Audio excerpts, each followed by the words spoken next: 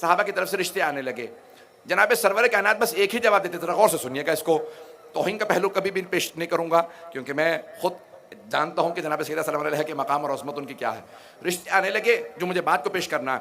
سرور کائنات مسجد میں بیٹھے ہوتے, کسی نے رشتے کے لیے ذکر کیا, پیغمبر نے ایک ہی جواب سب کو دیا, کہ اس امر کا اختیار میرے پاس نہیں ہے.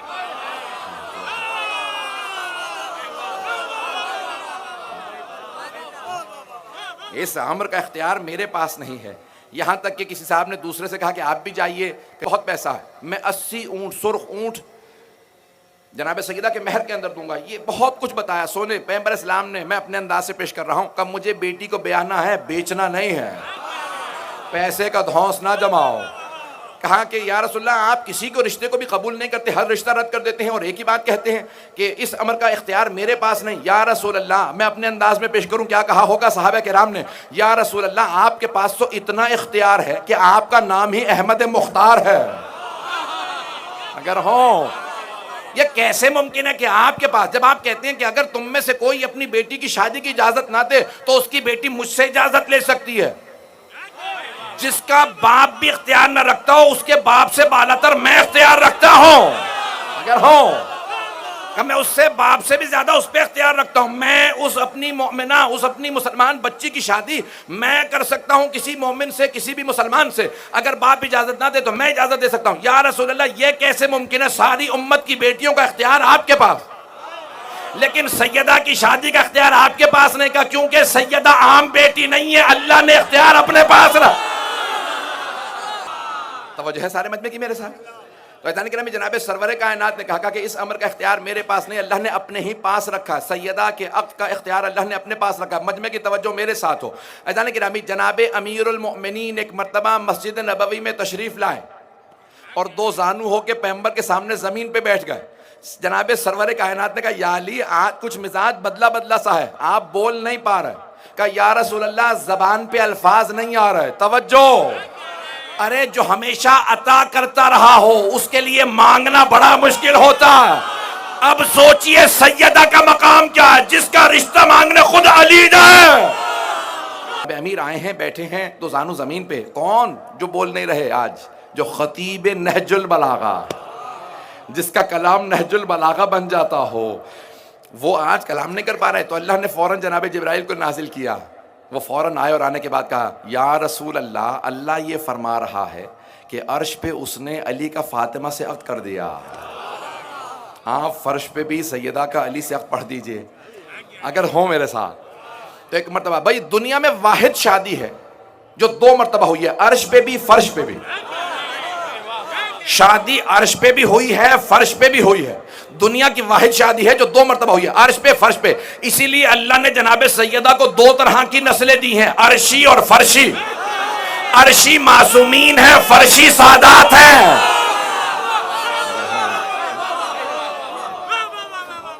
جانے کہ وہ عرش والی نسل ہے جو معصومین ہے. اگر بات پہنچ رہی ہو تو میں آگے بڑھ جاؤں. تو اب ایک مرتبہ جناب سرور کائنات نے کہا, آج یہ سارے مسائل میں انشاءاللہ پیش بھی کرنا چاہتا ہوں کہ مہر بہت زیادہ نہیں ہونے چاہیے. تو جناب سرور کائنات نے کہا کہ یا علی میری بیٹی کے مہر میں کیا دیجئے گا. بات مکمل کر دوں نا. یا علی میری بیٹی کے مہر میں کیا دیجئے. مہر اسلام میں واجب ہے, جہیز مستحب ہے. پیغمبر نے واجب کو کیسے ادا کیا کہ یا علی جو آپ مہر دیں گے اسی سے میں جہیز دوں گا. اللہ اکبر. جہیز کو مصیبت نہ بنا لیں. یہ جو آج اب وقت نہیں ہے, سن لیجئے. تو جناب امیر علیہ السلام نے جناب سرور کائنات کے سوال کے جواب میں کہا یا رسول اللہ مہر میں میرے پاس 3 چیزیں ہیں جو آپ اختیار کر لیجئے. ایک تلوار ہے, ایک گھوڑا ہے, ایک زرہ.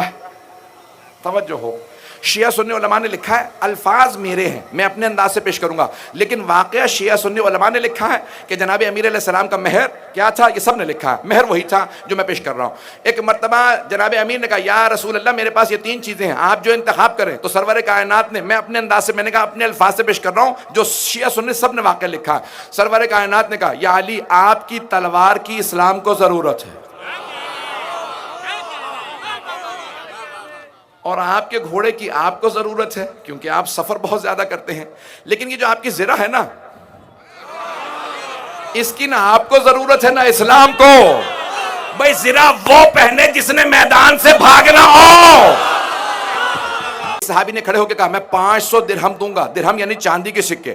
سونے کا سکہ دینار کہلاتا تھا, چاندی کے 500 سکے بہت یعنی کم مہر. تو پیغمبر نے فرمایا سب سے خوش قسمت وہ بیٹیاں ہوتی ہیں جن کا مہر سب سے کم ہوتا. اعزان گرامی لیکن یہ دنیاوی ہے مہر جو میں پیش کر رہا ہوں. تو ایک مرتبہ سفینۃ البحار شیخ عباس قمی کی سفینۃ البحار میں باب مہر فاطمہ, وہاں سے 2 جملے پیش کروں گا لیکن پہلی بات کو مکمل کر دوں. کہا کہ یا علی یہ مہر ہے 500 درہم. 500 درہم صرف آپ نے اپنی زرہ بیچی اور وہ مہر دیا. پیغمبر نے اس سے ایک چکی لی, کچھ برتن لیے, ایک بچھونا لیا, ایک بستر لیا, ایک تکیہ لیا. کہا یہ میری بیٹی کا جہیز ہے. اب سمجھ میں آیا کتنا آسان ہے اسلام میں شادی کرنا. عزیزان گرامی میں جملہ پیش کر رہا ہوں. چھٹے امام سے پوچھا کہ مولا آپ کی دادی زہرا کا مہر کیا, مہر کتنا تھا؟ تو جناب امام صادق نے کہا وہ جو تم نے سنا ہے نا 500 درہم, 500 چاندی کے سکے, کہا وہ دنیاوی یا فرشی مہر تھا. وہ فرشی مہر تھا. کہا عرشی مہر میں بتاتا ہوں. بھئی فرش پہ شادی ہوئی, عرش پہ ہوئی. کہا فرش پہ 500 درہم جناب امیر نے دیا. سفینۃ البحار میں شیخ عباس قمی نے, جنہیں خاتم المحدثین کہا جاتا, انہوں نے فرمایا کہ صادق آل محمد نے کہا میری دادی کا عرشی مہر کیا تھا. کہ ایک مرتبہ اللہ نے کہا علی زہرا کے مہر میں کیا دے گے؟ کہ پروردگارہ تو خالق ہے جو فیصلہ کرے. کہ پھر زمین کا تیسرا حصہ زہرا کے مہر میں. توجہ, کہ زمین کا تیسرا حصہ زہرا کے مہر میں, جنت کا چوتھا حصہ زہرا کے مہر میں, جہنم کا 5واں حصہ زہرا کے مہر میں. جسے چاہے فاطمہ جنت میں بھیجے, جسے چاہے جہنم میں بھیجے. ہمیں وقت نہیں, میں بہت معذرت چاہوں گا, مکمل کرنا ہے مجھے موضوع کو. کہ یہ جملے کہہ رہا ہوں کہ جناب سیدہ سے متعلق اگر کسی کے ذہن میں شبہ ہو نا کہ بھئی جناب سیدہ جسے میں نے جملہ کہا ہے کہ جسے چاہیں جنت میں بھیجیں, جسے چاہیں, پیغمبر نے حدیث کہی ہے شیعہ سنی دونوں کتابوں میں ہے, علی قسیم الجنت والنار, علی جنت و دوزخ کے تقسیم کرنے والے. اور امام شافعی نے اپنے شعر میں بھی کہا ہے علی حبہ جنہ قسیم النار والجنہ وصی المصطفیٰ حقا امام الانس والجنہ. ترجمے کا وقت نہیں, امام شافعی کی ربائی میں نے سنا دی ہے. تو تاکہ کیونکہ شیعہ سنی موجود ہیں میں اس لیے پیش کرتا رہوں گا, کوئی بھی اختلافی بات نہیں پیش کروں گا, جو مشترک ہے جو متحد ہے وہی پیش کروں گا. توجہ ہے میرے ساتھ عزیزان کرام. عزیزان گرامی جناب صادق آل محمد نے کہا, جملہ میں مکمل کرنا چاہتا ہوں, اسی پہ آج کی مجلس تمام جتنا میں مسائل پڑھ سکوں گا پڑھوں گا. امام نے فرمایا کہ زمین کا تیسرا حصہ میری دادی زہرا کے مہر میں ہے. زمین کا تیسرا حصہ. جب سائنس نے ترقی کی اور 20ویں صدی ہجری آئی تو سائنس نے دریافت کیا کہ زمین 2 حصے پانی ہے, 1 حصہ خشکی ہے. توجہ, سارے مجمع کی توجہ ہو. چھٹے امام فرماتے ہیں کہ اللہ نے 1/3 زمین میری دادی زہرا کے مہر میں رکھی ہے. پھر امام فرماتے ہیں کہ جو بھی روئے زمین پہ چلے اور میرے جد علی کا بغض رکھتا ہو تو وہ غصبی جگہ پہ چل رہا ہے.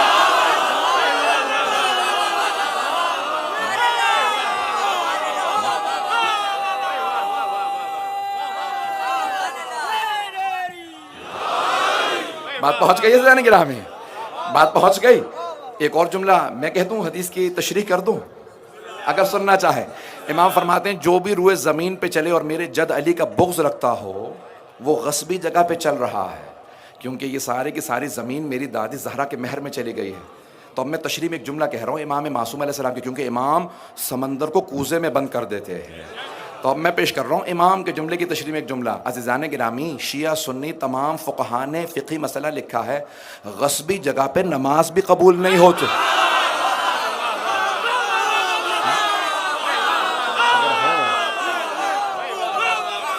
ایسا ہی ہے یا نہیں ہے کہ تمام شیعہ سنی فقہاء نے لکھا ہے کہ غصبی جگہ پہ نماز نہیں ہوتی. کسی کے گھر میں زبردستی چلے جائیں کہ میں نماز پڑھنے آیا ہوں, عبادت قبول نہیں ہے بلکہ الٹا گناہ ہے. اس پہ عذاب بھی ہوگا کہ دوسرے کی ملکیت میں غصبی طور پہ داخل کیسے ہوا.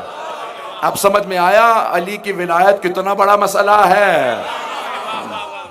عزیزان گرامی یہ جناب خاتون جنت ہے کہ جن کے اتنے مناقب ہیں, اتنے فضائل ہیں.